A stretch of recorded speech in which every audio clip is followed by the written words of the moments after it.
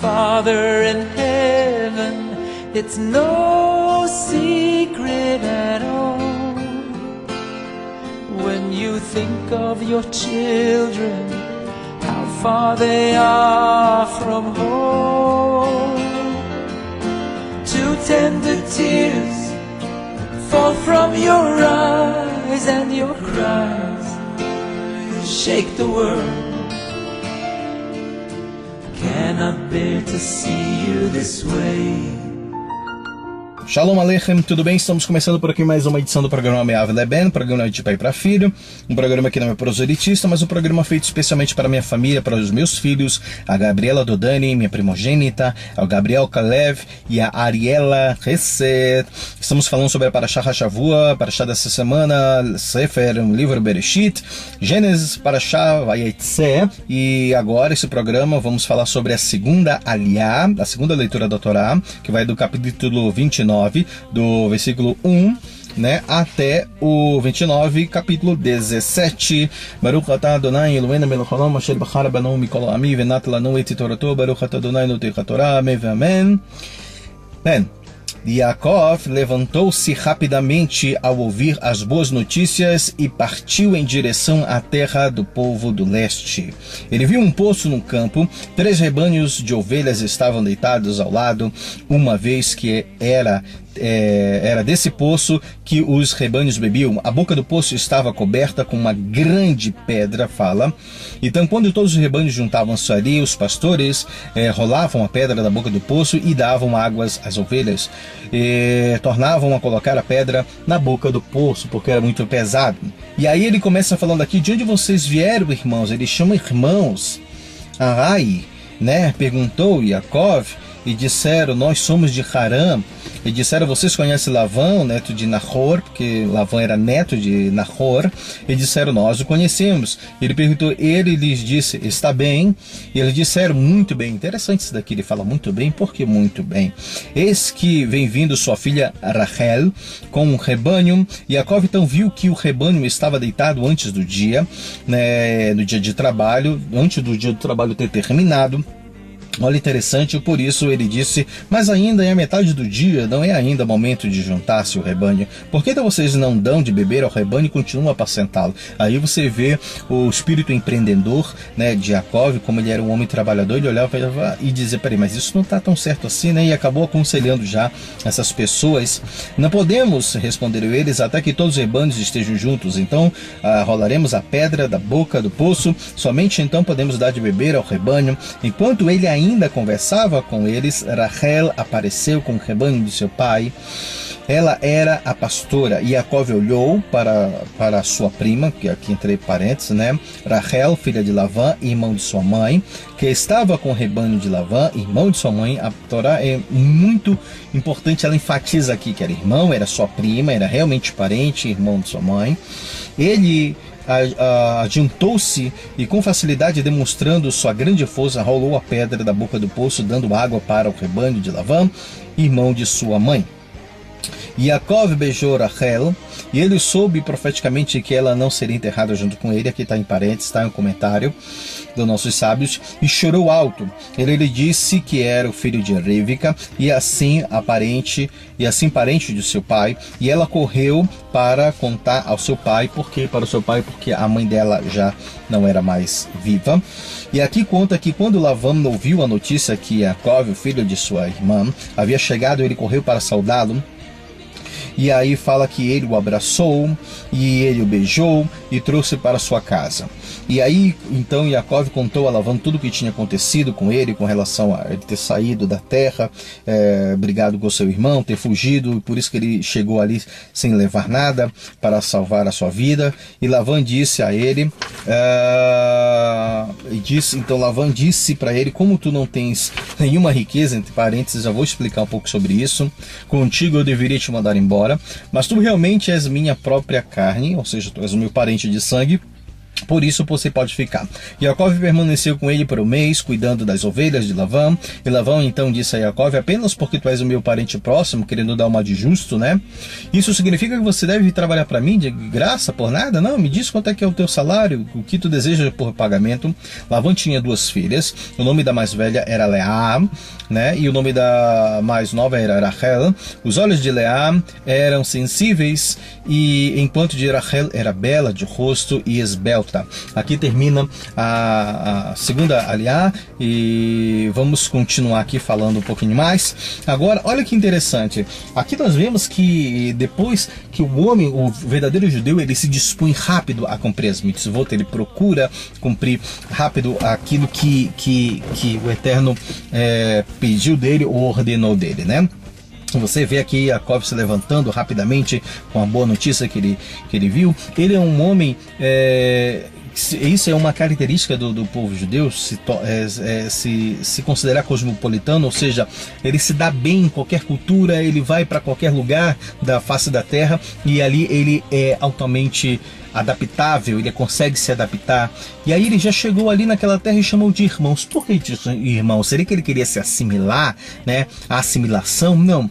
É o fato dele trazer a paz aonde que ele vai, considerando as outras pessoas, o próximo como irmão dele. Até porque eu costumo sempre dizer, se Deus é o Deus dos judeus, o nosso Deus, e nós somos seres humanos, e ele criou os judeus, o outro que não é judeu, mas que é ser humano também, ou seja, é criatura de Deus e é filho de Deus, independente de algumas pessoas o aceitarem ou não como pai celestial, mas ele é. E nós vemos aqui o pai Jacó então tratando as outras pessoas como irmãos, né? Ahim, né? O Ahi, eu não sei se a palavra correta é essa aqui que ele usa, ele fala Ahai, né? Mas enfim, irmãos, Haverim, amigos. E aí eles falam então aqui, né, que eles não podiam rolar. E olha que interessante, a mesma característica que a mãe tinha de Jacó, que é a característica de se dispor, o bom coração, de você se dispor em ajudar o seu próximo sem querer receber nada em troca. Quando você vê a história passada, que Eliezer, quando chega a Rivka, ela se dispõe a dar água a ele, aos seus camelos. Olha que o camelo bebe água, entendeu? E ela se dispôs em várias vezes perdão, ao tanque, ir e voltar, até que os camelos tivessem bebido toda a água. Então olha que coisa interessante. Aqui você vê a mesma característica. Aqui agora Jacó fazendo o mesmo papel que a mãe fazia. Ele se dispõe, ele vai lá, ele rola sozinho uma pedra. Aqui o Midrash vai dizer que isso aconteceu um grande milagre, porque ele conseguiu sozinho rolar uma pedra, o que eles tinham que esperar uma grande quantidade de rebanhos de pastores chegarem ali para que eles pudessem rolar pedra. Ele sozinho conseguiu rolar pedra, e ele dá de beber água ao rebanho de Rachel. Olha que coisa interessante, né? E aí fala mais o Midrash que ele se alegrou quando viu, foi amor à primeira vista dele. Como era um profeta também, ele disse que ele chorou, porque o Midrash fala aqui que ele viu que ele não iria ser enterrado futuramente com ela. Ele fala que ele é parente dela. E aí olha que interessante aqui, ela sai correndo e fala direto pro pai, porque no caso que a mãe já tinha morrido, né?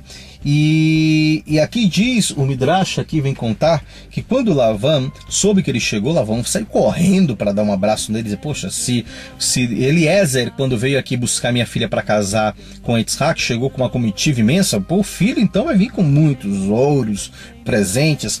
E quando ele chegou lá, ele viu que Jacó não tinha nada, e disse que Labão viu chegou abraçando ele, pensando que ele estava carregado de riqueza, como Eliezer, como ele não tinha. Então Labão viu que não tinha mais riqueza, então ele foi lá e abraçou. Por que ele abraçou? Abraçou porque ele amava? Como é que você abraça uma pessoa que você nem conhece ainda direito? Porque é família. Eu não acredito nisso 100% vindo de Labão. E disse que ele abraçou para tentar ver se ele tinha algum bem, algum bolso, ouro no bolso, alguma coisa preciosa. Como ele não encontrou nada apalpando, ele foi lá e beijou para ver se Jacó não tinha nenhum produto, nenhuma pérola na boca. E aí depois que ele viu que ele não tinha nada, ele acabou deixando e chamou ele para casa dele. E aí, depois que ele viu, ele falou, olha, como você não tem nada, eu poderia ter te mandado embora, mas como tu é meu parente, você vai ficar aqui e me diz qual é o teu salário. Então já tratou de uma forma diferente. Eu me lembro de uma história que aconteceu comigo. Isso em 2005, 2006, eu estava passando por uma grande dificuldade. Eu tinha voltado de Manaus, na onde eu morava, e tinha uma vida de uma certa forma boa. Trabalhava na televisão, tinha 2 empregos, era muito legal. E aí eu voltei para Belém do Pará, e aí eu passei uma situação difícil. Eu me lembro que eu comecei a vagar de cidade em cidade para ver se eu arrumava trabalho na minha área, ou como jornalista, ou como repórter, ou como apresentador, ou como radialista. E aí eu fui parar numa determinada cidade, não vou dizer o nome aqui, mas enfim, quando eu cheguei nessa cidade eu estava um pouco meio que revoltado com a situação. Então eu me lembro que eu tinha até pintado meu cabelo de louro na época. Sabe esses hippies que andam na rua? Então eu usava alguns braceletes de hippie, ou seja, eu estava como se fosse aquela pessoa que está o ano inteiro de férias. Então quando eu cheguei em Belém do Pará, eu tirei férias, eu fui pra praia, então eu curti bastante a vida indo pra praia. Então eu só queria saber de água, água de coco, mar e sombra fresca, é isso que o pessoal diz mais ou menos.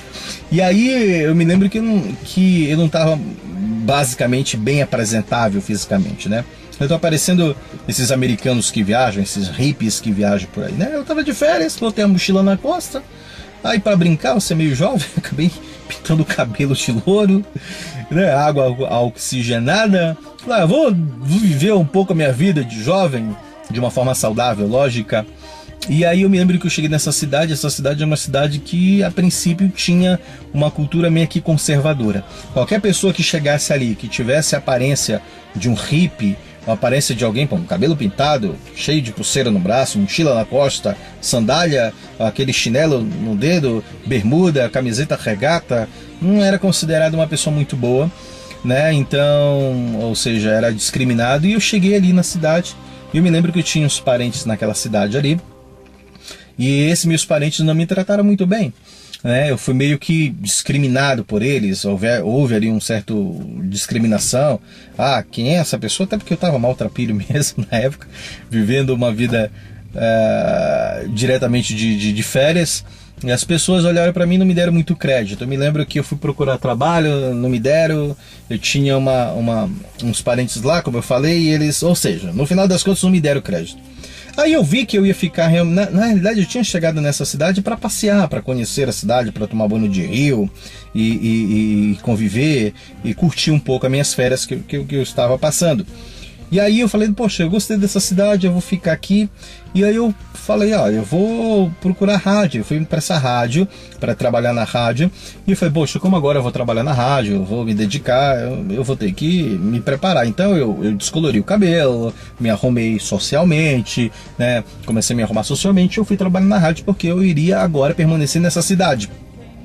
E depois que eu comecei a trabalhar na rádio, que eu comecei a apresentar um programa, que na época era o programa Top Team, e um programa de muito sucesso, foi muito sucesso naquela rádio ali. E aí eu comecei a ter o reconhecimento do prefeito, da sociedade, das lojas, e as pessoas começaram a me olhar de maneira diferente. Só depois que eu comecei a ascender profissionalmente, que o meu nome se tornou famoso na cidade, que eu comecei a me vestir melhor e viver uma vida profissionalmente digna, os parentes mudaram. Então os parentes, que já tinha briga para quem ficava na casa de quem. Não, vem morar comigo, não, vem morar com outro. Olha, esse é o meu parente, esse é o Abarru, esse é o Cláudio, Patrick. Então quer dizer, as pessoas mudaram. Então eu vejo aqui que Lavan teve praticamente o mesmo comportamento, e a gente vive isso, né? Quando você está às vezes numa necessidade, numa pior, passando por um problema financeiro, as pessoas não te reconhecem, não, isso não é nem meu parente. Mas se você estiver bem de vida, não, esse é meu parente. Então o que aconteceu com o Lavan foi mais ou menos isso. Eu me lembrei dessa história agora. Quando o Yaakov chega com uma mão na frente e outra atrás, um judeu errante, ninguém quer te reconhecer. Mas quando você está no poder, está com dinheiro, todo mundo te conhece. Então, Graças a Deus, Baruch Hashem, eu não guardei mágoa de ninguém, só estou contando isso para mostrar que a história se repete, isso vai acontecer, uma hora ou outra vai acontecer.